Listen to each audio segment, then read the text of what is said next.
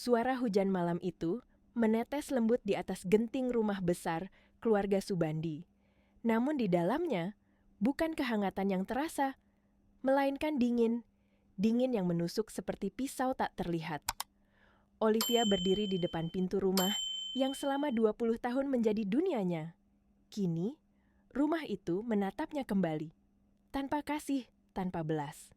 Di hadapannya, sang ayah, Pak Subandi, berdiri tegap dengan wajah batu. Dan di sisi lain, Ibu Lastri, ibunya sendiri. Wanita yang dulu memeluknya saat demam, kini memeluk dirinya sendiri, seolah jijik pada darah dagingnya. "Cepat keluar dari rumah ini, Olivia." Kalimat itu meluncur dari bibir ayahnya seperti vonis mati. Air mata yang menggantung di sudut mata Olivia tak sempat jatuh. Dia hanya mampu menggenggam erat tali ransel kecil yang berisi 2 helai pakaian dan selembar ijazah. Rasanya mustahil bahwa malam ini orang tuanya sendiri memilih mengusirnya demi adiknya yang lebih cerah masa depannya. Dan ketika pintu kayu itu ditutup dengan suara keras, hidup Olivia pun ikut terkunci di baliknya. Dia berdiri sendirian di teras, di bawah hujan yang kini deras, sementara suara di dalam rumah sudah tak lagi memanggil namanya. Namun di balik luka yang terbakar di dadanya, sebuah janji mulai tumbuh, pelan tapi pasti. Suatu hari, mereka akan menyesal. Kalimat itu bukan diucapkan, tapi ditanam dalam hati, seperti benih yang kelak akan tumbuh menjadi badai. Hujan semakin deras, mengguyur wajah Olivia yang pucat. Hijabnya basah, menempel di pipi. Sementara jemarinya gemetar, menggenggam ransel lusuh yang berisi sisa hidupnya. Pintu rumah di belakangnya kini telah tertutup rapat, seolah menegaskan bahwa semua kasih yang pernah ada telah ikut terkubur bersama suara kunci yang diputar dari dalam. Di dalam rumah, ayah Subandi menghela napas berat, tetapi tidak menyesal. "Semua ini untuk Maudi," katanya datar. Ibu Lastri mengangguk. "Dia masa depan keluarga ini. Olivia hanya beban." Dan di lantai 2, Maudi, adik yang dulu sering Olivia suapi waktu kecil, kini berdiri di balik tirai jendela. Ia tersenyum kecil, senyum puas yang menusuk lebih tajam daripada pisau. Di luar, Olivia menatap rumah itu untuk terakhir kalinya. Rumah yang pernah jadi tempatnya tertawa, berlari di halaman, dan tertidur di pangkuan ibu. Kini, semuanya terasa asing. Air matanya menolak keluar, bukan karena dia tak ingin menangis, tapi karena rasa sakit yang begitu dalam, hingga air mata pun membeku di matanya. Langkah pertamanya di tanah basah terasa berat. Sepatunya tertinggal di dalam rumah, dan dia tidak diizinkan mengambilnya. Setiap langkah kaki, telanjangnya di aspal dingin seperti menyayat kulit. Tapi Olivia tetap berjalan. Dia tidak tahu kemana arah tujuannya. Dunia terasa begitu luas, dan dirinya begitu kecil. Di ujung jalan, di bawah lampu jalan yang redup, Olivia berhenti. Hujan mereda, hanya menyisakan gerimis, dan suara gemericik di selokan. Ia menatap kembali rumah besar itu, lalu berbisik, pelan, nyaris tanpa suara. "Mulai malam ini, kalian bukan lagi keluargaku, tapi alasan aku harus menjadi lebih kuat." Dan dari situlah, perjalanan barunya dimulai. Bukan perjalanan menuju rumah, tapi perjalanan menuju harga dirinya yang direbut. Malam itu berubah menjadi neraka yang tak berapi. Olivia berjalan tanpa arah di jalanan kota yang dingin dan gelap, hanya ditemani oleh bayangan dirinya yang lelah. Perutnya mulai perih, kakinya lecet, dan rasa takut merayapi setiap sudut pikirannya. Ketika lampu toko mulai padam satu persatu, ia menemukan sedikit tempat berteduh di depan toko yang sudah tutup. Dengan ransel sebagai bantal dan kardus bekas sebagai alas, Olivia berbaring. Hujan masih menetes dari atap seng, jatuh di samping wajahnya. Matanya terbuka, menatap langit yang hitam tanpa bintang. Ia tidak tidur malam itu, hanya memeluk lutut, mencoba menahan dingin yang menusuk tulang. Pagi datang tanpa harapan. Matahari terbit memantulkan sinarnya di genangan air, seolah mengejek tubuhnya yang kotor dan berdebu. Perutnya melilit. Olivia berjalan perlahan ke taman kota, berharap bisa meneguk seteguk air. Ia menemukan keran air mancur umum, menunduk, dan meneguk langsung dari sana. Airnya berasa besi, tapi cukup untuk menenangkan tenggorokannya yang kering. Hari demi hari berlalu seperti kabut. Olivia tidur di depan ruko, di lorong pasar, di bawah atap beton yang bocor. Hijabnya kini pudar warnanya, bajunya lusuh dan berbau. Ia menunggu di belakang restoran cepat saji, menanti sisa makanan yang dibuang. Setiap gigitan yang masuk ke mulut terasa seperti menelan harga dirinya sendiri. Dan ketika tubuhnya hampir menyerah, takdir mempertemukannya dengan luka yang lebih dalam. Sore itu, di trotoar depan pusat perbelanjaan mewah, Olivia melihat sebuah mobil sport merah berhenti di depannya. Dari dalamnya keluar 3 gadis muda, tertawa keras. Salah satunya adalah Maudy, adiknya sendiri. Bersinar, cantik, penuh kebanggaan, mengenakan pakaian bermerek dan kacamata hitam mahal. Ia berjalan melewati Olivia tanpa mengenali wajah di balik kotoran dan debu itu. Temannya menyenggol bahu Olivia dengan jijik. "Ih, gelandangan, minggir dong." Maudy hanya melirik sebentar, lalu tertawa kecil. "Bau banget," katanya sambil terus berjalan. Tawa itu menggema di kepala Olivia, jauh lebih nyaring dari suara kendaraan di jalan. Itulah detik di mana hatinya berhenti merasa sedih. Yang tersisa hanyalah amukan sunyi, dingin, membakar, dan penuh tekad. Baik, kalau dunia menginjakku, aku akan berdiri di atasnya suatu hari nanti. Dan malam itu, di bawah langit kota yang tak mengenalnya, Olivia bersumpah dalam hati. Dia tidak akan mati di jalanan ini. Sore itu, langit Jakarta mulai berwarna jingga. Orang-orang berjalan cepat pulang ke rumah, sementara Olivia masih melangkah tanpa tujuan dengan tubuh letih dan mata kosong. Lapar menggigit perutnya seperti belati tumpul. Dia hampir menyerah hingga pandangannya tertumbuk pada sebuah papan tulis kecil di depan sebuah warung sederhana. Tulisan kapur di papan itu berbunyi, "Dibutuhkan tenaga cuci piring, langsung kerja." Jantung Olivia berdetak lebih cepat. Untuk pertama kalinya dalam berhari-hari, ia merasakan sedikit cahaya.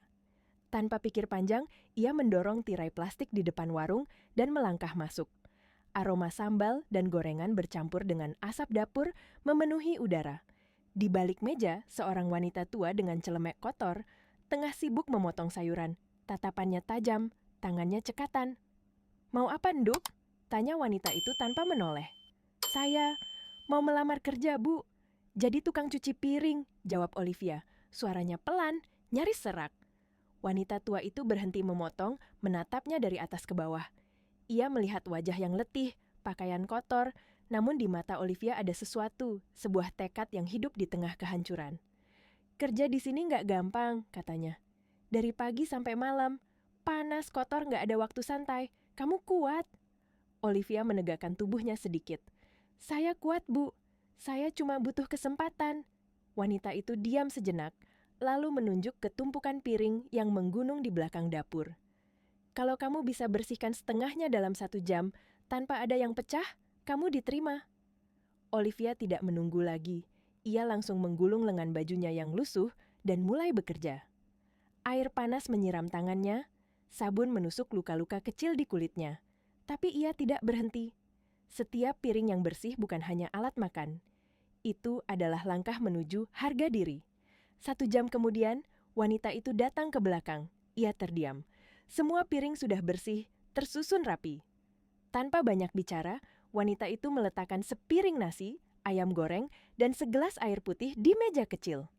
"Makan dulu," katanya singkat. "Besok datang lagi jam 6 pagi. Namaku Ibu Asih." Olivia menunduk menahan air mata.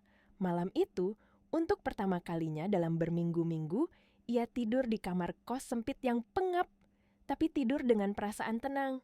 Ia baru saja menemukan seseorang yang akan mengubah hidupnya selamanya. Hari-hari berikutnya menjadi awal dari bab baru dalam hidup Olivia.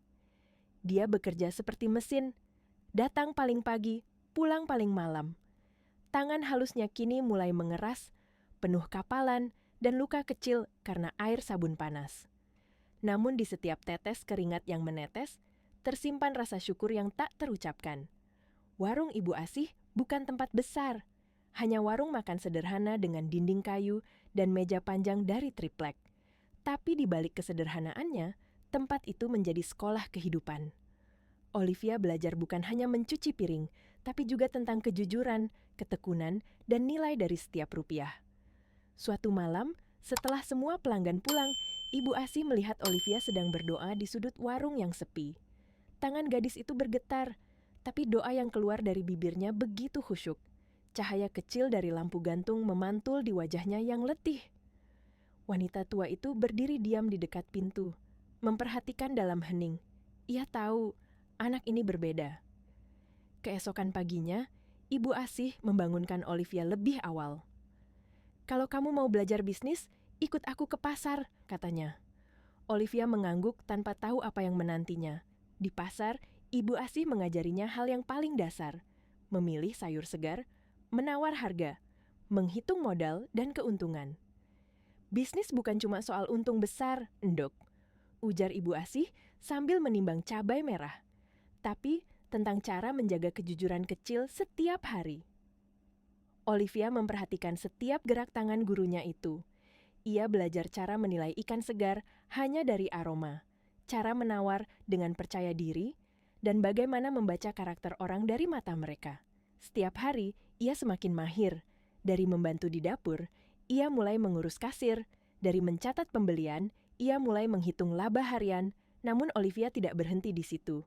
Suatu malam, ia berkata pelan, "Bu, setiap malam banyak makanan sisa. Kenapa tidak kita jual lebih murah sebelum tutup? Daripada dibuang, lebih baik jadi uang." Mata Ibu Asih berbinar. "Anak pintar," katanya tersenyum. Keesokan malamnya, Olivia menulis di papan karton, "Paket hemat jam 9 malam, setengah harga." Hasilnya luar biasa. Para tukang ojek, mahasiswa, dan pekerja malam datang berbondong-bondong. Warung yang dulu sepi menjelang tutup, kini ramai hingga larut. Ibu Asih menatap Olivia dengan bangga. "Kamu bukan cuma pekerja keras, kamu juga punya pikiran cemerlang. Hari berganti minggu, minggu berganti bulan." Kini Olivia tidak hanya mencuci piring, tapi juga mengelola warung. Ia belajar menulis pembukuan, menghitung biaya, bahkan menabung dari gajinya yang kecil. Setiap rupiah ia simpan rapi, bukan untuk membeli pakaian baru, tapi untuk masa depan yang masih samar. Masa depan yang kini mulai tampak sedikit lebih terang. Hari Minggu adalah satu-satunya hari libur bagi Olivia. Tapi bukan berarti dia beristirahat. Ketika kebanyakan orang memilih tidur panjang, Olivia justru berjalan menuju perpustakaan umum kota, sebuah tempat tenang, berpendingin udara, dan yang terpenting, memiliki komputer dengan akses internet gratis. Di sanalah dunia baru terbuka di hadapannya. Dia mulai membaca artikel tentang bisnis, pemasaran, dan kisah orang-orang sukses yang memulai dari nol seperti dirinya. Ia tidak tahu harus mulai dari mana, tapi satu kata terus terngiang di pikirannya, peluang. Suatu hari, matanya tertumbuk pada sebuah iklan di layar komputer tua. Seminar online gratis, cara UMKM naik kelas lewat media sosial. Olivia menatap layar itu lama, lalu, tanpa ragu, ia mendaftar. Sejak hari itu, ia belajar sesuatu yang benar-benar baru. Tentang branding, strategi digital marketing, hingga bagaimana memotret produk agar terlihat menarik. Ia tidak punya modal besar, tapi ia punya semangat dan rasa ingin tahu yang tak terbatas. "Bu, boleh saya foto makanan kita?" tanyanya suatu pagi pada Ibu Asih. Dengan izin itu, Olivia memotret ayam goreng, sayur asem, dan sambal terasi buatan Ibu Asih menggunakan ponsel bekas yang baru berhasil ia beli dari hasil menabung. Dia lalu membuat akun media sosial sederhana dan mengunggah foto-foto itu, disertai kisah singkat tentang resep dan ketulusan sang pemilik warung. Awalnya tak ada yang terjadi, hanya beberapa like dan satu komentar. Tapi Olivia tidak berhenti. Ia belajar tentang waktu terbaik memposting, penggunaan hashtag, dan cara menulis deskripsi yang menggugah selera. Seminggu kemudian, seorang pelanggan baru datang. "Saya lihat di internet, Bu. Katanya sambalnya enak banget," katanya dengan antusias. Ibu Asih hampir tak percaya. Pelanggan dari internet, dari unggahan sederhana Olivia. Sejak hari itu, warung mereka berubah. Bukan hanya pelanggan lama yang datang, tapi anak muda, pekerja kantoran, bahkan influencer kecil mulai berdatangan. Warung kecil itu menjadi ramai. Dan di balik semua itu, adalah kerja keras seorang gadis yang dulu diusir dari rumah tanpa sepeser pun. Olivia menyadari sesuatu. Dunia digital bukan hanya tempat orang-orang kaya bermain. Itu adalah jembatan bagi mereka yang berani belajar. Dengan percaya diri yang tumbuh, ia mulai membantu pedagang lain di pasar. "Pak, jualan Bapak bagus. Mau saya bantu promosikan di internet?" katanya kepada seorang penjual keripik. Awalnya mereka ragu, tapi Olivia menawarkan bantuannya gratis. "Kalau nanti jualannya laku, Bapak boleh bayar seikhlasnya." Sedikit demi sedikit, ia membantu penjahit, tukang sepatu, pembuat makanan kecil. Ia membangun portofolionya sendiri, tanpa gelar, tanpa modal, hanya dengan kejujuran dan hasil nyata. Setiap malam, ia menulis catatan, ide-ide baru, strategi pemasaran, dan rencana masa depan. Tahun pertama berlalu, dan hidupnya tak lagi gelap. Olivia kini punya tabungan kecil, keterampilan besar, dan keyakinan yang lebih besar lagi. Ia tidak tahu bahwa langkah kecilnya di dunia digital akan segera membuka pintu menuju takdir yang luar biasa.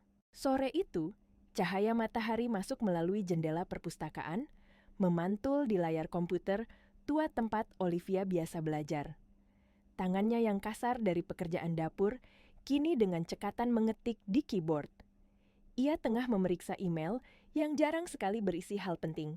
Biasanya hanya promosi, iklan kursus, atau pemberitahuan dari situs belajar gratis yang ia ikuti. Namun hari itu, satu pesan menarik perhatiannya.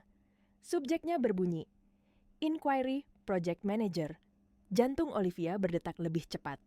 Pengirimnya adalah seorang pria bernama Ethan Raharjo, seorang investor teknologi yang namanya tak asing di berita bisnis lokal. Dengan tangan bergetar, Olivia mengklik email itu. "Saya menemukan profil bisnis seorang pengrajin sepatu yang kamu bantu promosikan. Saya terkesan dengan peningkatan penjualannya dalam 3 bulan terakhir. Saya tidak butuh ijazahmu, saya butuh hasil kerjamu. Datanglah ke kantor saya besok jam 10 pagi. Kita bicara soal proyek besar." Olivia menatap layar lama, tak percaya dengan yang baru saja ia baca. Alamat kantor yang tertera di bawah email itu adalah gedung pencakar langit di pusat bisnis kota. Gedung yang sama tempat Maudy dulu berbelanja dengan teman-temannya, menatap Olivia dari atas sambil menertawakannya. Tangannya gemetar, tapi hatinya mantap. Dia menatap jam di dinding, tersenyum kecil. Besok, segalanya akan dimulai. Keesokan harinya, Olivia berdiri di depan gedung itu. Rasanya seperti mimpi. Lantai marmer mengilap, petugas resepsionis berpakaian formal, aroma parfum mahal di udara. Ia menatap pantulan dirinya di kaca lobi. Hijab krem sederhana, tas kecil, dan mata yang dipenuhi keyakinan. Pertemuan dengan Ethan berlangsung singkat namun menentukan. Investor itu bukan tipe orang yang banyak bicara. Ia hanya menatap Olivia, lalu berkata, "Kalau kamu bisa bantu ratusan UMKM naik kelas seperti yang kamu lakukan untuk pengrajin sepatu itu, aku akan jadikan kamu manajer proyek pertamaku." Sejak hari itu, hidup Olivia berubah arah dengan kecepatan yang tak pernah ia bayangkan. Ia bekerja di perusahaan startup milik Ethan, sebuah perusahaan rintisan yang membantu usaha kecil masuk ke pasar digital global. Awalnya, ia hanya karyawan biasa tanpa gelar sarjana. Ia diejek oleh rekan-rekannya, dipandang sebelah mata, tapi ia tidak peduli. Olivia datang paling pagi, pulang paling malam. Ia belajar bukan hanya tugasnya sendiri, tapi juga tugas semua divisi, keuangan, logistik, pemasaran, hingga teknologi. Setiap hari, ia menambah satu kemampuan baru, satu langkah lebih maju. Dalam 6 bulan, Ethan memanggilnya ke ruangannya. "Kamu tidak hanya pekerja keras," katanya dengan nada serius. "Kamu pembangun. Mulai hari ini, kamu project manager."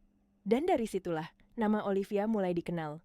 Ia bukan lagi gadis yang diusir di malam hujan, tapi seorang wanita yang membawa ratusan UMKM menuju masa depan digital. 3 tahun berlalu sejak hari Olivia diterima di perusahaan rintisan itu. Dalam dunia bisnis yang keras dan kompetitif, ia bukan hanya bertahan, ia bersinar.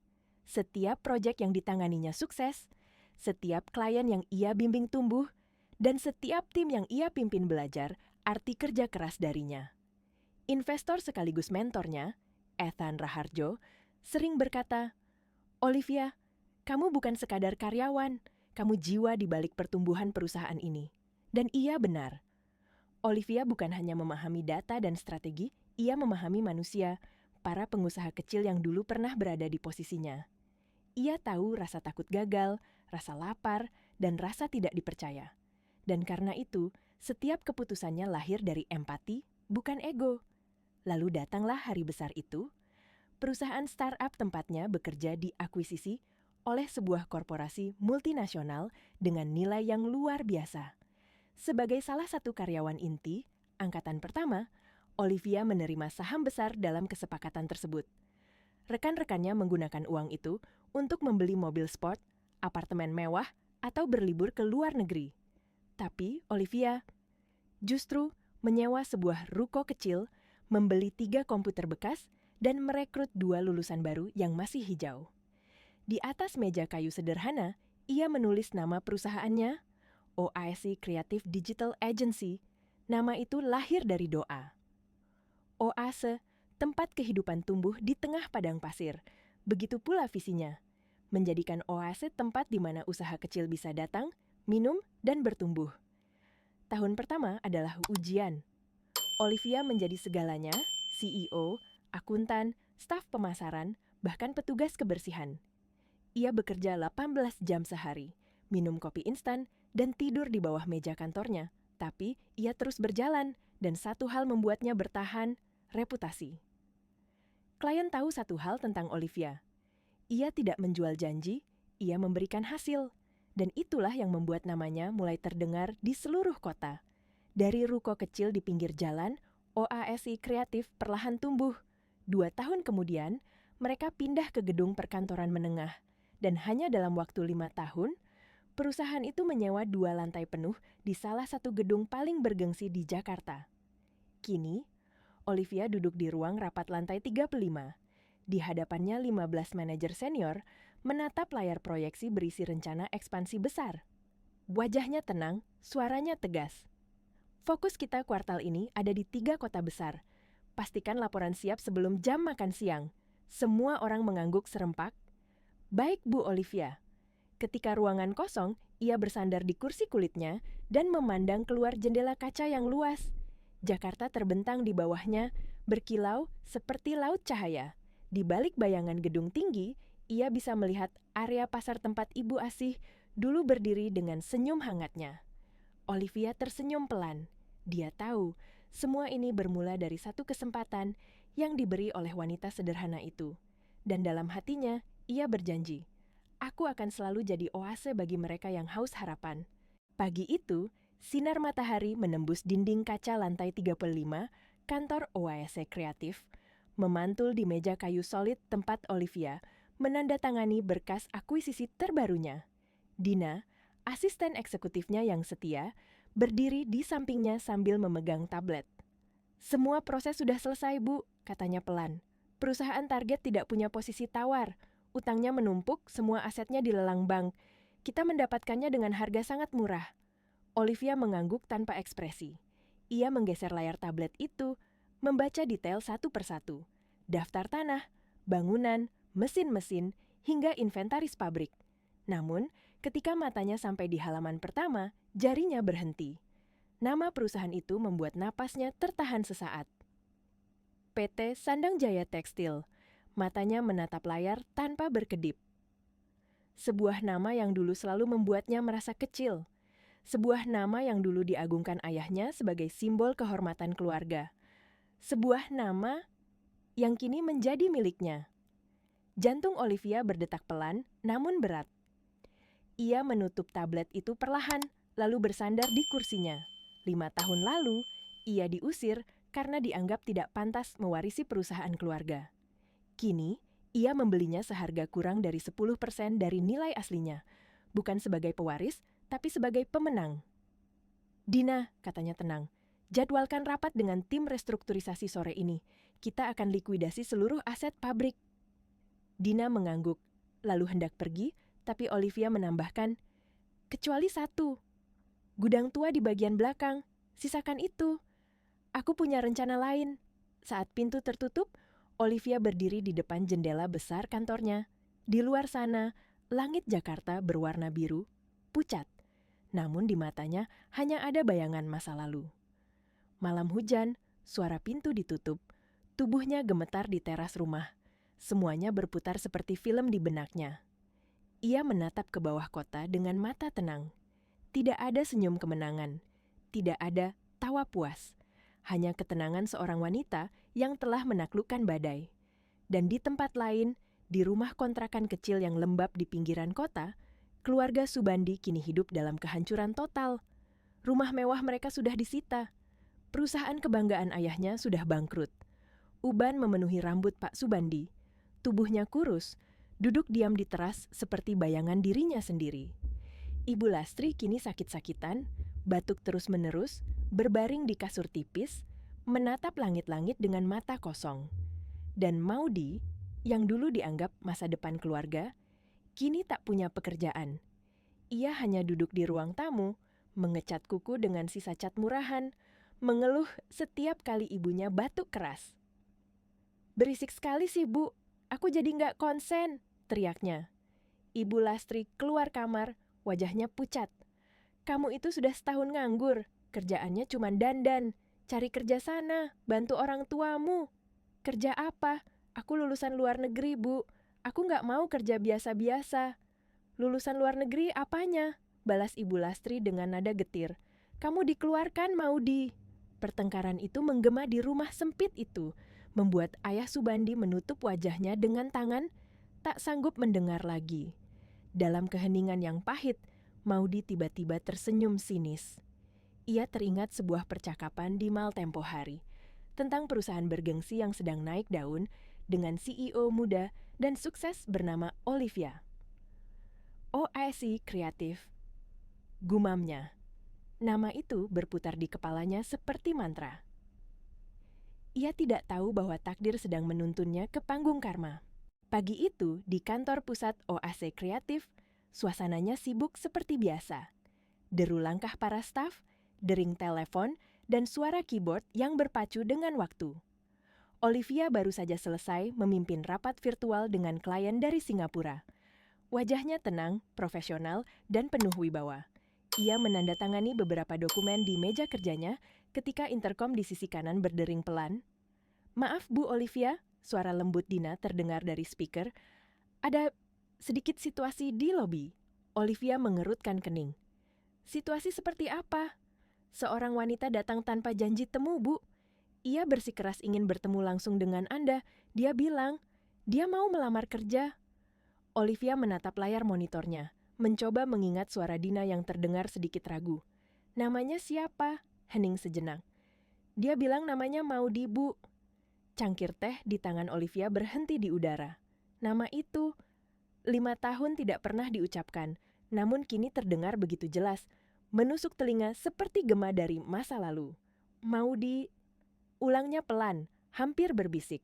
Dina melanjutkan, "Dia cukup ribut, Bu. Menolak mengisi formulir tamu, katanya dia tidak seharusnya diperlakukan seperti pelamar biasa. Dia bilang, dia adik Ibu." Ruangan hening. Hanya terdengar dengung lembut dari pendingin ruangan. Olivia menatap pantulan wajahnya di layar monitor hitam. Seorang wanita berhijab rapi, bermata tenang, berwibawa, dan dingin.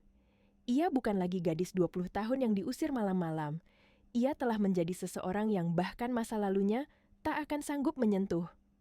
"Bu, perlu saya panggil keamanan untuk mengusirnya?" tanya Dina hati-hati. Olivia menarik napas panjang, lalu berkata tenang, "Tidak perlu keamanan, Dina. Suruh dia naik. Antar langsung ke ruangan saya." Lift meluncur cepat ke lantai 35. Di dalamnya, Maudi berdiri dengan wajah yang dibuat percaya diri. Mengenakan blazer lama yang disetrika rapi dan sepatu hak tinggi yang ujungnya sudah tergores. Ia menatap bayangannya di dinding cermin lift dan tersenyum puas. "Lihat saja, aku akan diterima kerja di sini. Aku pantas," gumamnya. Begitu pintu lift terbuka, hawa sejuk dan aroma kopi mahal langsung menyambutnya. Area resepsionis lantai eksekutif itu begitu mewah, lantai marmer, dinding kayu, dan cahaya lembut dari lampu gantung besar. Dina sudah menunggunya di depan. "Selamat pagi, Cik Maudi. Silakan lewat. Bu Olivia sudah menunggu Anda." Nada suaranya sopan, tapi dingin. Maudie berjalan melewati koridor panjang yang sunyi. Ia menatap sekeliling, kagum dengan kemewahan tempat itu. Ini luar biasa, gumamnya kecil. Kalau saja ayah dan ibu melihatnya. Dina berhenti di depan 2 pintu kayu besar dan membuka salah satunya. Silakan masuk, Bu Olivia ada di dalam. Maudie melangkah masuk. Ruangan itu luas dan elegan.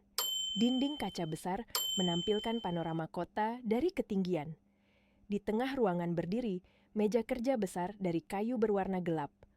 Kursi kulit tinggi di balik meja itu membelakanginya. Seseorang sedang duduk di sana, menatap keluar jendela. "Permisi," suara Maudie sedikit bergetar. "Saya Maudie, saya yang tadi di lobi, ingin bertemu." Kursi itu perlahan berputar, dan di sanalah dia, Olivia. Waktu seolah berhenti, Maudie membeku.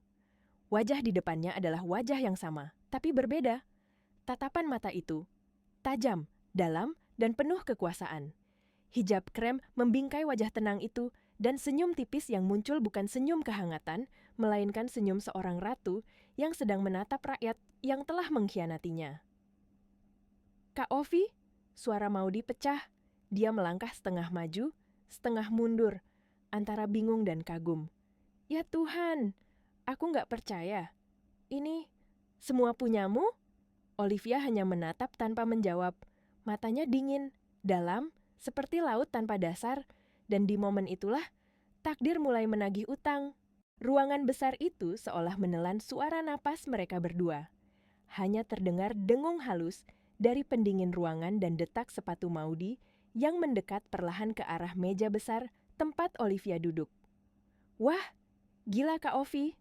Maudie akhirnya bicara, mencoba tersenyum lebar untuk menutupi kegugupannya.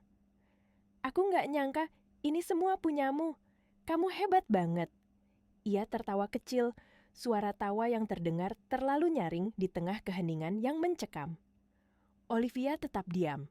Ia hanya menatap adiknya dari ujung kepala hingga ujung kaki. Blazer murahan, sepatu yang retak di ujung, tas tangan bermerek palsu yang dicengkeram terlalu erat. Tatapannya bukan tatapan kakak kepada adik. Itu tatapan seorang hakim kepada terdakwa. Merasa canggung, Maudie mengubah nada suaranya. "Begini Kak, sebenarnya aku datang bukan cuma mau ketemu. Aku butuh bantuanmu." Ia menarik napas, pura-pura merendah. "Lihat Kak, kondisi keluarga kita sekarang. Ayah bangkrut, ibu sakit-sakitan. Kita susah banget Kak." Ia berhenti sejenak, lalu tersenyum manis. "Tapi aku tahu, Tuhan itu baik. Dia kasih aku jalan buat ketemu kamu lagi." Olivia masih diam. Senyumnya datar, tak bergerak sedikit pun. Namun diamnya itu jauh lebih menusuk daripada 1000 kata. "Makanya Kak," lanjut Maudie dengan nada memohon yang dibuat-buat, "terima aku kerja di sini ya. Aku kan lulusan luar negeri. Aku bisa bantu perusahaanmu." Ia tertawa kecil, mencoba terlihat ringan. "Kasih aku posisi manajer aja, Kak. Gampang kan buatmu?" Suara langkah sepatu Olivia yang perlahan berdiri dari kursinya terdengar jelas. Ia berjalan pelan mengitari meja, mendekat, hingga kini jarak mereka hanya beberapa jengkal. Maudie menelan ludah, mencoba tersenyum walau matanya mulai gelisah. Olivia menatapnya tajam, lalu perlahan tertawa, tapi bukan tawa bahagia. Itu tawa yang dingin, pendek, dan menusuk seperti pisau. Tawa yang terdengar seperti ejekan terhadap seluruh keberadaan Maudie. Senyum Maudie langsung pudar. "Ada apa, Kak? Kenapa ketawa?" tanyanya dengan nada menahan marah. Olivia menatapnya tanpa ekspresi, lalu berkata pelan, "Kamu lucu, Maudie." Nada suaranya begitu tenang, tapi setiap katanya terasa seperti cambuk. Maudie mulai kehilangan kesabarannya. "Aku datang ke sini baik-baik, Kak. Aku ini adikmu, darah dagingmu." Ia menatap Olivia dengan mata membara. "Kamu pikir kamu siapa sekarang? Karena kamu sukses, kamu bisa lupa sama keluarga sendiri?" Olivia menelengkan kepala sedikit, suaranya nyaris seperti bisikan. "Kewajiban moral, ya?" Kata itu membuat Maudie membeku. Nada suara Olivia berubah, masih lembut. Tapi ada sesuatu yang membuat udara di ruangan itu mendadak dingin. "Kamu bicara soal kewajiban moral, Maudie?" Ia melangkah lebih dekat, Matanya menatap lurus ke mata adiknya yang mulai gemetar. Di mana kewajiban moral ayah waktu mendorongku keluar rumah tanpa uang sepeser pun? Di mana kewajiban moral ibu waktu berteriak bahwa aku anak gagal yang tak pantas punya masa depan? Suara Olivia kini semakin pelan, tapi nadanya menusuk lebih dalam. Dan, di mana kewajiban moralmu, Maudi? Saat kamu berdiri di jendela lantai 2, menatapku diusir malam itu sambil tersenyum. Wajah Maudi pucat, matanya berkedip cepat, berusaha menyangkal, tapi bibirnya bergetar. Aku nggak. Jangan berbohong, potong Olivia datar. Dan di mana kewajiban moralmu saat kamu melihatku di jalan, kotor, lapar, dan temanmu menyebutku bau? Kamu tahu apa yang kamu lakukan? Kamu tertawa. Air mata mulai menggenang di mata Maudi. Ia menunduk, bahunya bergetar. Olivia diam beberapa detik, lalu berkata tegas, "Kamu datang ke sini bukan untuk meminta maaf. Kamu datang untuk menuntut. Kamu datang ke rumah yang aku bangun dengan darah dan keringatku, dan kamu berpikir kamu bisa mengambil apa yang bukan hakmu. Lagi." Maudi terisak. "Kak, aku minta maaf." Olivia menatapnya datar. "Tidak, Maudi. Kamu minta maaf bukan karena kamu menyesal, tapi karena kamu butuh sesuatu." Ia kembali ke mejanya, menekan tombol intercom. "Iya, Bu Olivia," suara Dina terdengar. Olivia masih menatap Maudi, lalu menjawab pelan namun jelas. "Panggilkan 2 orang dari tim keamanan ke ruangan saya sekarang." Wajah Maudi langsung pucat pasi. "Apa? Kak, jangan." Suara Olivia tetap datar, tegas, dan tanpa emosi. "Aku hanya memenuhi kewajibanku, bukan sebagai kakak, tapi sebagai CEO." Langkah kaki berat terdengar di koridor. 2 pria berseragam keamanan muncul di pintu kantor besar itu, tegap, profesional, wajah mereka dingin seperti marmer. Maudi menoleh panik, matanya membulat ketakutan. Kak Ovi, tolong jangan!" Suaranya pecah. Dia berlari kecil ke arah meja besar itu, menunduk, sujud di lantai marmer yang mengilap. Air matanya menetes deras, membasahi ujung blazernya yang sudah lusuh. "Aku minta maaf. Aku benar-benar minta maaf. Aku jahat dulu. Aku egois. Kumohon, jangan lakukan ini." Olivia tetap duduk di kursinya. Matanya menatap lurus tanpa ekspresi. Suara langkah 2 petugas keamanan kini berhenti di belakang Maudi, menunggu instruksi. Udara di ruangan itu menjadi begitu tegang, seolah waktu pun ikut menahan napas. Olivia berdiri perlahan. Ia berjalan mengitari meja besar itu dan berhenti tepat di depan Maudi yang berlutut. Tatapannya tenang, suaranya rendah, tapi setiap katanya menggema dengan kekuatan yang menekan dada. "Adikku," katanya pelan. Kata itu diucapkan bukan dengan kasih sayang, tapi dengan jarak sedingin es. "Adikku membiarkanku kelaparan. Adikku menertawakan penderitaanku. Adikku berdiri di jendela ketika aku diusir malam itu." Maudi menangis keras, menunduk, kedua tangannya terentang memohon. "Kak, aku nggak tahu. Aku cuma tidak tahu." Suara Olivia tiba-tiba meninggi, mengguncang udara ruangan itu. Kemarahan yang selama bertahun-tahun ia kubur, kini muncul. Tapi tidak dalam bentuk teriakan histeris, melainkan ketegasan dingin seorang ratu yang menegakkan keadilan. "Kamu tahu, Maudi," lanjutnya pelan tapi tajam. "Kamu tahu, dan kamu menikmati setiap detiknya." Olivia berdiri tegak kembali. "Sekarang, kamu datang ke sini, bukan untuk bekerja. Kamu datang untuk mengemis belas kasihan." Maudi menggigil. "Aku cuma butuh pekerjaan, Kak." Olivia menggeleng pelan. "Kamu tidak butuh pekerjaan, kamu butuh sedekah, dan aku tidak memberi sedekah kepada benalu." Ia menoleh ke arah petugas keamanan yang masih berdiri menunggu. "Tolong antar dia keluar dari gedung ini. Pastikan dia tidak pernah bisa melewati lobi OAC kreatif lagi selamanya." "Baik, Bu," jawab salah satu petugas dengan nada tegas. Tangan kuat mereka mencengkeram lengan Maudi. Gadis itu berteriak, meronta, tapi tak bisa melepaskan diri. "Jangan, Kak Ovi, ini aku Maudi, adikmu. Kumohon." Air matanya jatuh bertubi-tubi. Tapi Olivia hanya berdiri diam, menatap dari jauh tanpa satu pun emosi tersisa di wajahnya. "Aku tidak punya adik bernama Maudi. Kata-kata itu keluar perlahan, namun cukup keras untuk menembus dinding kaca dan menghancurkan hati siapapun yang mendengarnya. Petugas keamanan menarik Maudy ke arah pintu. Tangisannya berubah menjadi jeritan, namun tak ada satupun yang datang menolong. Pintu kaca besar itu terbuka. Di baliknya, para karyawan yang sedang bekerja berhenti sejenak, menatap pemandangan itu dengan wajah terkejut. Mereka melihat seorang wanita muda berpenampilan berantakan diseret keluar ruangan CEO sambil menangis histeris. Beberapa berbisik, beberapa hanya diam. Bagi mereka, ini bukan drama keluarga. Ini hanya satu lagi pelanggaran disiplin yang diselesaikan secara profesional. Ketika pintu lift tertutup, jeritan Maudy masih terdengar samar. "Kamu akan menyesal, Ovi. Tuhan akan mengutukmu." Tapi Olivia tidak menjawab. Ia hanya berdiri di depan jendela besar, memandang langit Jakarta yang mulai gelap, menyadari bahwa apa yang baru saja terjadi bukan kemenangan, melainkan penutupan buku lama yang penuh luka. Lift terbuka di lantai dasar.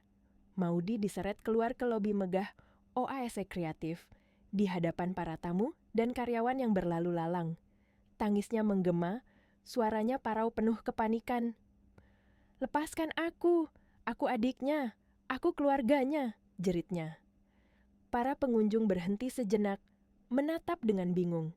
Petugas keamanan tidak bicara, mereka hanya melaksanakan tugasnya.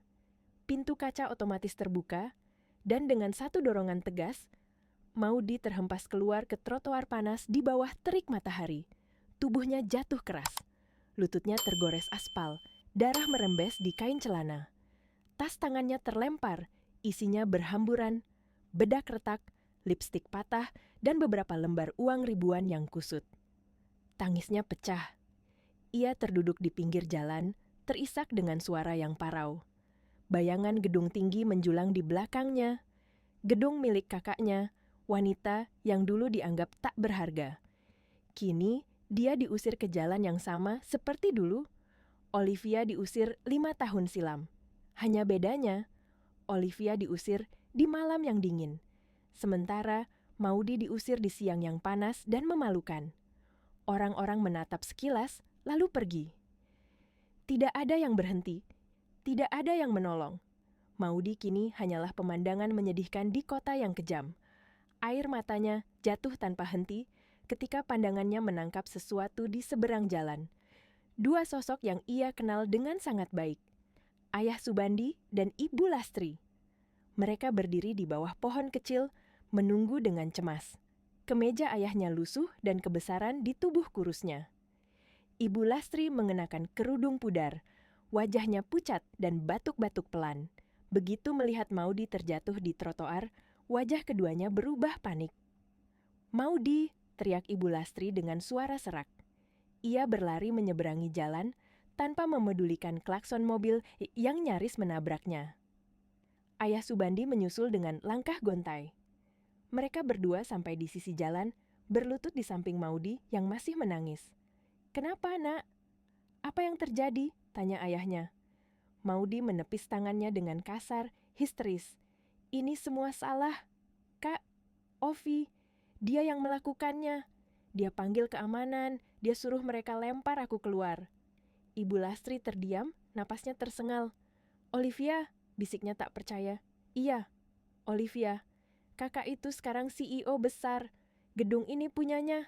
Dia kaya raya, Bu. Tapi dia jahat, jahat." Ayah Subandi menatap gedung tinggi di belakang mereka dengan wajah kehilangan warna. Ia nyaris tak bisa bernapas.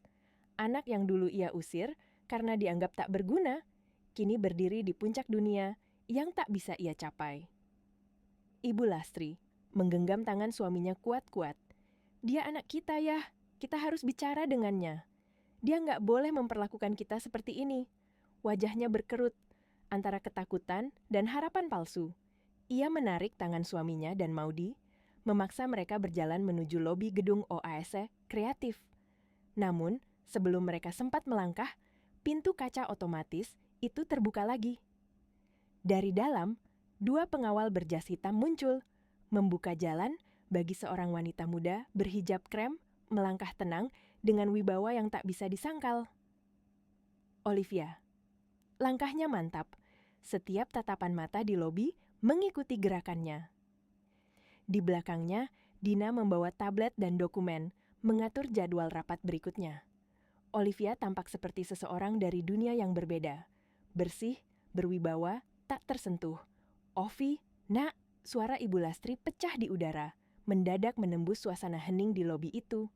Ia berlari menghampiri, menembus batas keamanan, mencoba meraih tangan Olivia. "Nak, maafkan Ibu. Kami salah, kami menyesal. Tolong bantu kami, Nak." Air mata mengalir deras di pipinya. Ayah Subandi menyusul dari belakang, tubuhnya gemetar. "Ovi, Ayah. Minta maaf, Nak. Semua ini kesalahan Ayah." Pengawal pribadi Olivia bergerak cepat, membentuk barikade halus di depan bos mereka. "Mohon jangan sentuh, Bu," kata salah satu dengan sopan tapi tegas. Olivia berhenti melangkah. Dia menatap 3 orang itu, ayah, ibu, dan adik yang dulu menutup pintu di wajahnya. Dunia terasa diam. Ia pikir ia akan merasa marah atau puas atau bahkan sedih. Tapi ternyata yang ia rasakan hanyalah hampa. Wajah-wajah yang dulu tampak kejam kini hanya terlihat tua dan menyedihkan. Mereka bukan lagi monster di dalam ingatannya, melainkan bayangan dari masa lalu yang kehilangan maknanya. Dina menunduk pelan dan berkata lembut, "Bu Olivia, mobilnya sudah siap." Olivia mengangguk.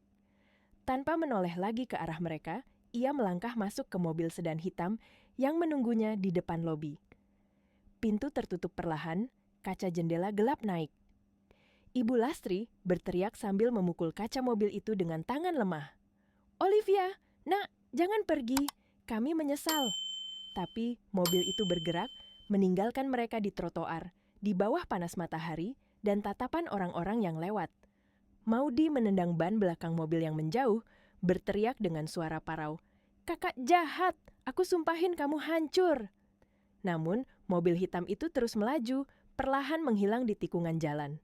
Di trotoar yang sama tempat Olivia dulu berdiri 5 tahun lalu, kini berdiri 3 sosok yang hancur. Ayah, ibu, dan anak yang dulu menertawakan kejatuhan orang lain, kini merasakan pahitnya jatuh di tempat yang sama. Mobil hitam itu melaju pelan meninggalkan kerumunan, meninggalkan masa lalu yang kini hanya bayangan di kaca spion. Di dalam kabin yang tenang, Olivia duduk bersandar, menatap lurus ke depan.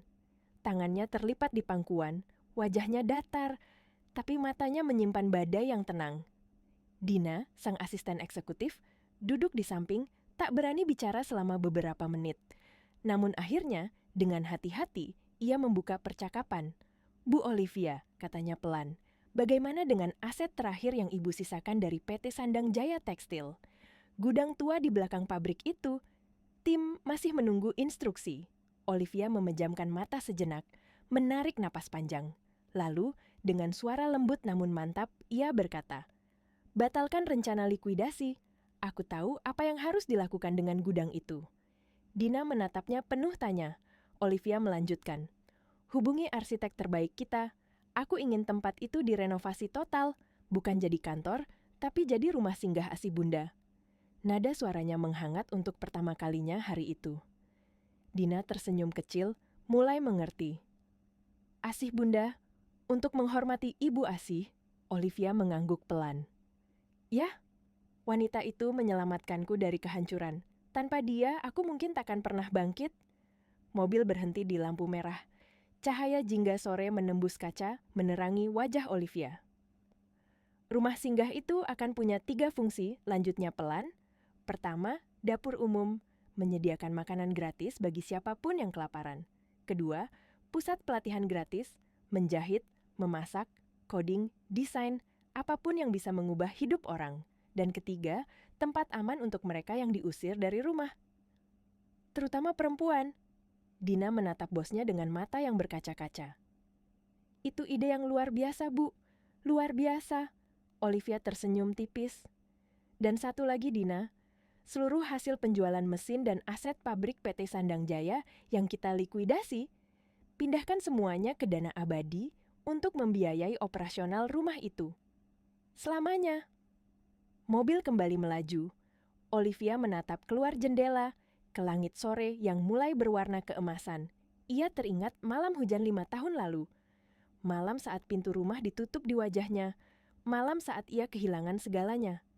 Kini, di dalam mobil yang meluncur melewati jalanan yang dulu ia lalui tanpa alas kaki, ia menyadari satu hal. Ia telah menutup pintu masa lalunya, bukan dengan kebencian, tetapi dengan harapan bagi mereka yang tak punya tempat pulang. Senyum lembut muncul di wajahnya. Senyum yang bukan lagi milik gadis yang disakiti, melainkan milik seorang wanita yang telah memaafkan dunia. Dan sementara matahari tenggelam di balik gedung-gedung kota, sebuah bab baru dimulai. Di tempat yang dulunya simbol penghinaan, akan berdiri rumah singgah asih bunda, tempat orang-orang terluka bisa menemukan arti dari kata pulang.